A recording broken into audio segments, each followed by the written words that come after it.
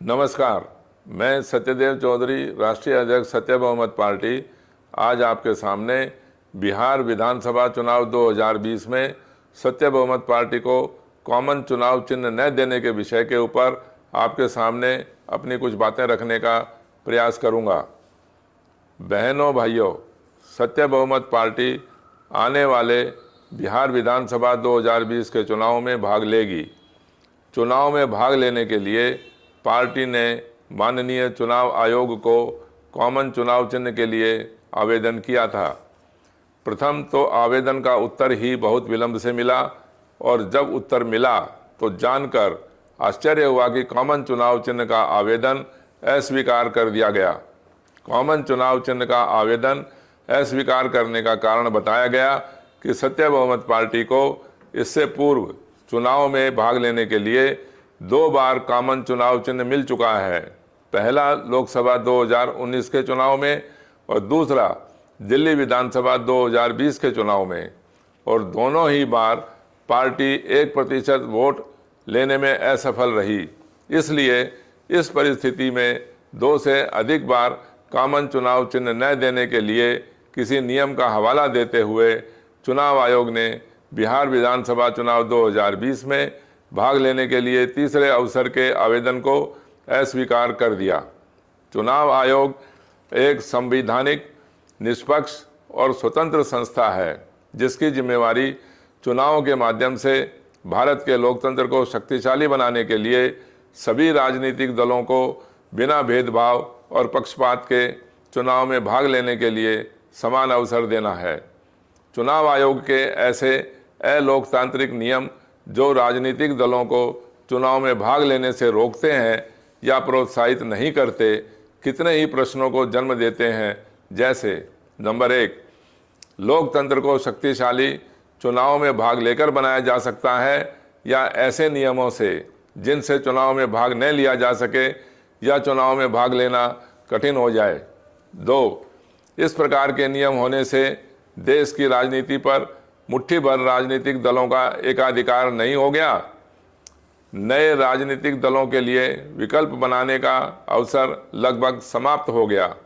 ऐसे नियमों द्वारा चुनाव आयोग चंद राजनीतिक दलों के लिए पक्षपात करके अन्य राजनीतिक दलों के लिए भेदभाव करते हैं। सभी के लिए समान अवसर केवल ढकोसला है।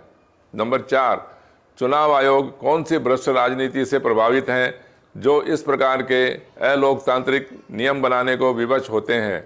ऐसे नियम बनाकर चुनाव आयोग किस प्रकार की विशेष हानि को होने से रोक रहे हैं या कौन से लाभ के लिए ऐसे नियम बनाए गए। 5, क्या ऐसे नियमों ने लोकतंत्र की हत्या करके गठबंधन की भ्रष्ट राजनीति को प्रोत्साहित नहीं किया। 6, क्या ऐसे ही नियमों के कारण देश की एकता, अखंडता को ठेस नहीं पहुंची। क्या ऐसे नियमों के कारण झूठे प्रजातंत्र और गठबंधन के भ्रष्ट बहुमत का बोलबाला नहीं हो गया। क्या इसी प्रकार के भ्रष्ट, पक्षपात और भेदभाव से भरे नियमों के कारण हमारी संसद में अनगिनत भ्रष्ट और अपराधी सांसद प्रवेश नहीं कर गए। इस प्रकार के नियमों का परिणाम ये भी हुआ कि कुछ राजनीतिक दलों का देश की राजनीति पर एकाधिकार बना और बहुमत के लिए गठबंधन जैसी भ्रष्ट राजनीति का जन्म हुआ। गठबंधन की भ्रष्ट राजनीति चुनाव आयोग की बहुत प्रिय है। इसीलिए चुनाव आयोग ने ऐसे नियम बना दिए जिससे सत्य बहुमत पार्टी जैसे राजनीतिक दल चुनाव में भाग लेकर गठबंधन की राजनीति का विरोध न कर सकें। ऐसे नियमों के कारण ही अच्छे लोग चुनाव में भाग नहीं लेते। परिणाम स्वरूप देश के हर प्रांत और कोने में गठबंधन की भ्रष्ट राजनीति करने वाले दबंगी नेताओं का बोलबाला हो गया। वास्तव में चुनाव आयोग ने ऐसे नियम बनाकर गठबंधन की भ्रष्ट राजनीति को समाप्त करने के बजाय गठबंधन की भ्रष्ट राजनीति को अधिक बलशाली बनाने का काम किया। ऐसा लगता है मानो सत्ताधारी नेताओं और चुनाव आयोग ने मिलकर ऐसा षड्यंत्र रचा है जिससे गठबंधन की राजनीति करने वाले नेता गरीबों को लूटते ही रहें। किसी भी सत्ताधारी या विपक्षी नेताओं ने ऐसे अनुचित, अनावश्यक, अलोकतांत्रिक नियमों का विरोध न करके गठबंधन की भ्रष्ट राजनीति को धर्म मान लिया और देश के गरीब मतदाताओं को गठबंधन की भ्रष्ट और झूठी राजनीति को सच्चाई मानने के लिए विवश कर दिया। ऐसे नियमों के कारण ही आज तक गठबंधन की भ्रष्ट राजनीति का विकल्प नहीं बन पाया, परंतु सत्य बहुमत पार्टी चुनाव आयोग के ऐसे घृणित नियमों को स्वीकार नहीं करती और ऐसे नियमों को तुरंत समाप्त करके सभी राजनीतिक दलों को चुनाव में समान अवसर देने की अपील करती है। चुनाव आयोग के पढ़े लिखे अधिकारियों ने ऐसे अनुचित नियम बनाते समय अनुमान नहीं लगाया कि ऐसे नियमों के परिणाम देश की राजनीति के लिए और हमारे समाज के लिए कितने भयानक और भयंकर हो सकते हैं। वही हुआ जो नहीं होना चाहिए था। आज़ादी के समय देश का विभाजन हुआ और आज़ादी के पश्चात हमारे राजनेताओं ने गठबंधन की ऐसी भ्रष्ट राजनीति देश पर थोपी कि सिवाय विभाजन के कुछ हाथ नहीं लगा। चाहे हिंदू मुसलमान, चाहे जातियों में आरक्षण, चाहे अमीर गरीब, बीमारी, बेरोजगारी, शिक्षा, स्वास्थ्य या सुरक्षा आदि सभी जगह विभाजन ही विभाजन हुआ। ऊपर से इस प्रकार के भेदभाव और पक्षपात से भरे राजनीतिक नियमों ने आग में घी डालने का काम किया। मेरे प्रिय बिहार सहित देश के सभी मतदाताओं, आप इस अंधेरे में मत बैठे रहना कि आपकी राजनीतिक व्यवस्था को ठीक करने के लिए कोई विदेशी ताकत आएगी। ये काम आपको स्वयं करना होगा। ऐसे भ्रष्ट नियमों को और गठबंधन की भ्रष्ट राजनीति को जड़ से समाप्त करने के लिए सत्य बहुमत के आधार पर सत्य बहुमत पार्टी गठबंधन मुक्त राजनीतिक विकल्प बना है।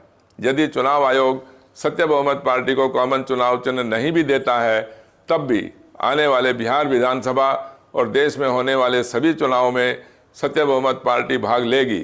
केवल कॉमन चुनाव चिन्ह न मिलने से सत्य बहुमत पार्टी न डरेगी और न ही हार मानेगी। यदि चुनाव आयोग लोकतंत्र में विश्वास रखते हैं तो ऐसे नियम बनाते जिससे सत्य बहुमत पार्टी जैसे राजनीतिक दलों को चुनाव में भाग लेने के समान अवसर देकर गठबंधन की भ्रष्ट राजनीति का विरोध करने के लिए प्रोत्साहित करते। परंतु ऐसे नियम बनाकर चुनाव आयोग ने गठबंधन की भ्रष्ट राजनीति का विकल्प खोजने के बदले गठबंधन की भ्रष्ट राजनीति को प्रोत्साहित और प्रमाणित करने का प्रयास किया। सत्य बहुमत पार्टी गठबंधन की भ्रष्ट राजनीति का विरोध करके बहुत तेजी से गठबंधन मुक्त राजनीतिक विकल्प बनती जा रही है। इसीलिए चुनाव आयोग बिहार विधानसभा चुनाव 2020 में सत्य बहुमत पार्टी को चुनाव में भाग लेने से रोकने के लिए किसी भी नियम का हवाला देकर कॉमन चुनाव चिन्ह नहीं दे रहे हैं। कोई राजनीतिक दल यदि चुनाव में भाग न ले, ऐसे राजनीतिक दलों को कॉमन चुनाव चिन्ह न दिए जाने पर विचार किया जा सकता है। परंतु जिन राजनीतिक दलों ने चुनाव में भाग लिया फिर भी उन्हें कुछ सीमा तक वोट नहीं प्राप्त हुए, इस कारण कॉमन चुनाव चिन्ह नहीं देना अन्याय है, लोकतंत्र की हत्या भी है।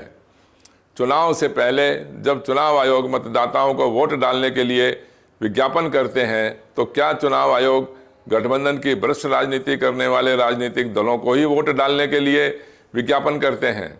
विज्ञापनों में पप्पू का नाम लेकर वोट नहीं डालने वालों का मजाक उड़ाया जाता है, जबकि सच्चाई ये है कि पप्पू वे लोग हैं जो गठबंधन की भ्रष्ट राजनीति को वोट देते हैं, समर्थन व सहयोग भी देते हैं और गरीबों को गरीबी से नहीं निकलने देते।